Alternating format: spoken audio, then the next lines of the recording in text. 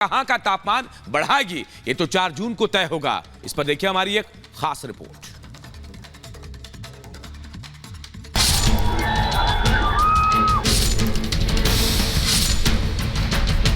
चुनाव परिणाम आएंगे, गुंडों की गर्मी भी धीरे धीरे करके अपने आप शांत होती जाएगी।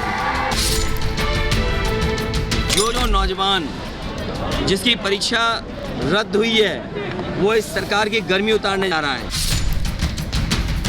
अखिलेश भैया के लिए गर्मी में चुनाव प्रचार करना बहुत मुश्किल हो रहा है।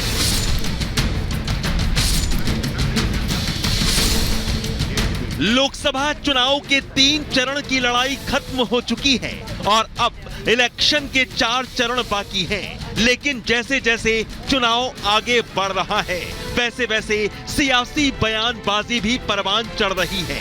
खास तौर पर यूपी की सियासत का तापमान बहुत हाई है। चुनाव के पहले से जहां मुख्यमंत्री योगी आदित्यनाथ यूपी की 80 सीट को आधार बनाकर अब की बार 400 पार का दावा कर रहे हैं और तीसरी बार फिर मोदी सरकार बनाने की हुंकार भर रहे हैं, तो वहीं इसके साथ साथ यूपी की मुख्य विपक्षी पार्टी सपा पर भी हल्ला बोल रहे हैं। एक चुनावी रैली के दौरान सीएम योगी ने समाजवादी पार्टी पर निशाना साधते हुए कहा था कि चुनाव के दौरान गुंडों के अंदर गर्मी बढ़ जाती है। मुख्यमंत्री योगी ने कहा था कि 4 जून को इलेक्शन का रिजल्ट आने के बाद गुंडों की यह गर्मी उतर जाएगी, सब गुंडे शांत पड़ जाएंगे। अभी भी कभी कभी मुझे लगता है कि कानून का राज स्थापित करने के बाद भी जब चुनाव आते हैं तो इन गुंडों की गर्मी चढ़ने लगती है। चुनाव परिणाम आएंगे, गुंडों की गर्मी भी धीरे धीरे करके अपने आप शांत होती जाएगी। यानी मुख्यमंत्री योगी का इशारा साफ है कि 4 जून को तीसरी बार फिर मोदी सरकार, और जिन गुंडों पर गर्मी चढ़ी है वो खुद ब खुद शांत पड़ जाएगी। लेकिन मुख्यमंत्री योगी का सपा पर निशाना अखिलेश यादव को चुभ गया। चुनाव के बीच एक बार फिर सियासी गर्मी बढ़ गई और अखिलेश ने भी योगी के बयान पर पलटवार कर दिया। अखिलेश यादव कह रहे हैं कि नौजवान, बहुजन समाज और पीडी बीजेपी की गर्मी उतारने जा रहे हैं। इस बार जो नौजवान जिसकी परीक्षा रद्द हुई है, वो इस सरकार की गर्मी उतारने जा रहा है। इनकी भाषा बदल गई, ये आरक्षण को खत्म वाले आरक्षण की बात कर रहे हैं। सोचो, तो इसलिए जिस समय बहुजन समाज और जो आरक्षण का हक और सम्मान मांग रहे हैं जाग जाएंगे, उसी दिन भारतीय जनता पार्टी की गर्मी निकल जाएगी और ठंडे हो जाएंगे। यानी अखिलेश यादव के बयान का सियासी मायना अगर समझा जाए तो सपा के मुताबिक 4 जून को बीजेपी 400 पार नहीं बल्कि 400 हार रही है। लेकिन अखिलेश के इस बयान पर बीजेपी जमकर चुटकी ले रही है। सुनिए जरा। अखिलेश भैया के लिए गर्मी में चुनाव प्रचार करना बहुत मुश्किल हो रहा है। एसी कमरे की आदत जो पड़ी हुई है। सच बात यह है कि अखिलेश यादव जी विरासत की सियासत से आए हैं। मुलायम सिंह यादव जी को कभी गर्मी नहीं लगती थी, क्योंकि मुलायम सिंह यादव जी संघर्ष से उपजे थे।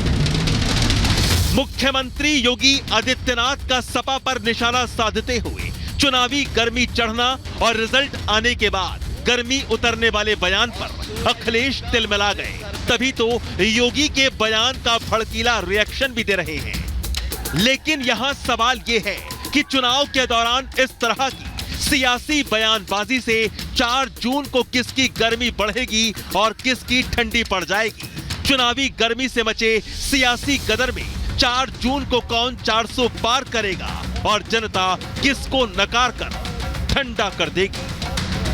Bureau report, Republic Bharat.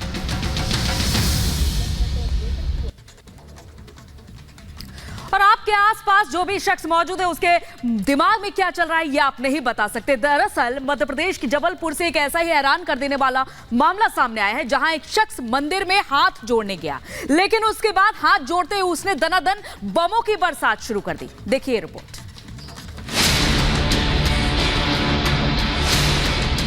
अमूमन लोग मंदिर जाते हैं तो भक्ति करते हैं, लेकिन ये तस्वीर भक्ति के दिखावे के बाद भगदड़ फैलाने की कोशिश की है, क्योंकि मध्य प्रदेश के जबलपुर से हैरान कर देने वाली ये घटना सामने आई है।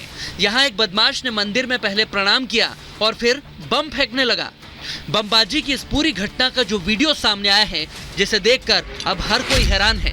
सबसे ज्यादा तो वो शख्स जिसके घर पर बम फेंके गए हैं। आनंद ठाकुर है, वो गुंडा टैक्स मांगता है, आए दिन आपराधिक किस्म का अपराधी है।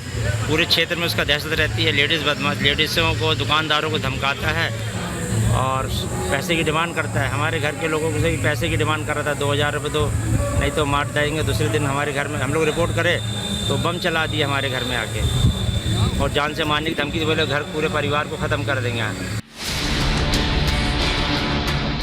सुना ना आपने? अब इन तस्वीरों को देखिए। पहले बदमाश मंदिर के पास रुक जाता है, हाथ जोड़कर मंदिर के बाहर परिक्रमा करता है।